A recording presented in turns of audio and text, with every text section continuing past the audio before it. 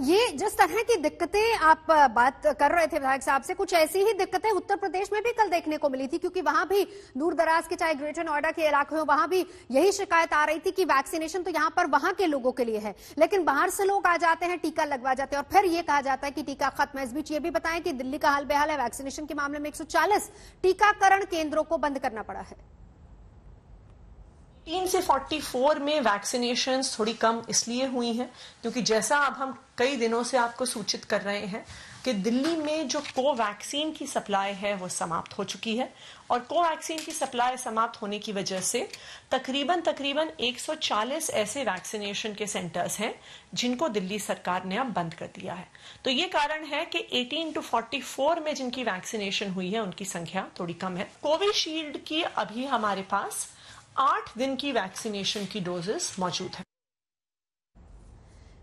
और इन तमाम सियासी बयानों के बीच बीच ये हम आपको बता दें कि लगातार मामले जो घट रहे हैं वो राहत की सांस भी लेने वाले हैं। लेकिन इस बीच शिवेंद्र, खासतौर पर अगर उत्तर प्रदेश की बात की जाए, एक तरफ आंकड़े थोड़े कम हो रहे हैं, इसको भी हम कहीं अगर लॉकडाउन का असर माने या कहीं की स्वास्थ्य सुविधाएं थोड़ी दुरुस्त हो रही हैं, लोगों तक बराबर मेडिसिन या फिर ऑक्सीजन सिलेंडर्स पहुंच रहे हैं, लेकिन साथ ही साथ वैक्सीनेशन को लेकर ग्लोबल टेंडर दे दिया गया, इसको लेकर चर्चाएं भी शुरू हो गई हैं।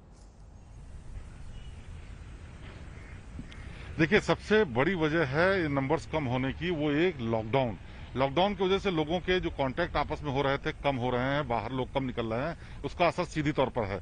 दूसरी बड़ी वजह यह भी है कि इस बीच में सरकार ने बहुत सारी चीजें सुधारने की कोशिश की है, जिसमें बेड्स की संख्या बढ़ाई गई है, मेडिसिन की सप्लाई ठीक की गई है और ऑक्सीजन भी।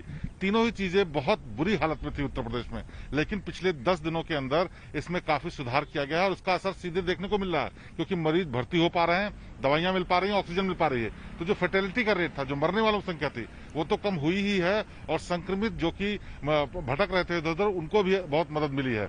और जो लॉकडाउन है उसकी वजह से जो इधर उधर अफरा तफरी मची हुई थी, लोग बाहर जा रहे थे और लगातार नंबर बढ़ रहे थे, उस पर भी असर आया। और इस बीच जो सरकार ने एक अच्छा काम किया है, वो चूंकि वैक्सीन की कमी लगातार है, हर स्टेट में है और उत्तर प्रदेश में भी है, इसीलिए उत्तर प्रदेश में पहले 7 राज्यों में, फिर 7 जिलों में, फिर 18 जिलों में वैक्सीनेशन शुरू किया गया छोटे छोटे स्तर पर।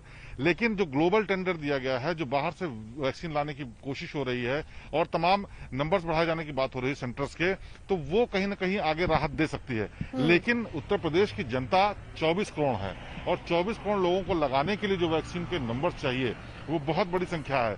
और ऐसे में जो सरकार की कोशिश है वो अभी उतनी कारगर साबित होती नहीं दिख रही। हाँ, ये है कि धीरे धीरे नंबर्स बढ़ा करके वो वैक्सीन लगा सकते हैं। इसीलिए जो दृश्य देखने को मिले कि नोएडा से कोई अगर ग्रेटर नोएडा गया, छोटे जगह पर रजिस्ट्रेशन करा करके, उसके साथ अभद्रता भी हुई, मारपीट भी हुई, ऐसी घटनाएं और जगहों से भी आ सकती हैं अगर सरकार इस पर चेती नहीं, और ये बड़ी चुनौती भी हो सकती है। बिल्कुल बिल्कुल। नवजोत, एक और चीज जो बड़ी चैलेंज के रूप में अभी भी सरकार के सामने है, चाहे नंबर्स घटे हुए, लेकिन गांव और कस्बों पर ध्यान देना होगा, क्योंकि उनके बगैर अभी संक्रमण से खतरा टल गया है नहीं कहा जा सकता। और यही तस्वीर शिवेंद्र लगातार हम दिखा भी रहे हैं कि गांव कस्बों में हालात कैसे हैं। इस बीच मुंबई हम आपको सीधा लिए चलेंगे। मुस्तफा, ये बताइए कि 18+ वालों का फिलहाल वैक्सीनेशन रोका गया है, लेकिन बाकी लोग भी जो 45+ हैं, सेकेंड डोज का इंतजार कर रहे हैं, वैक्सीनेशन सेंटर्स पर स्थिति क्या है अभी?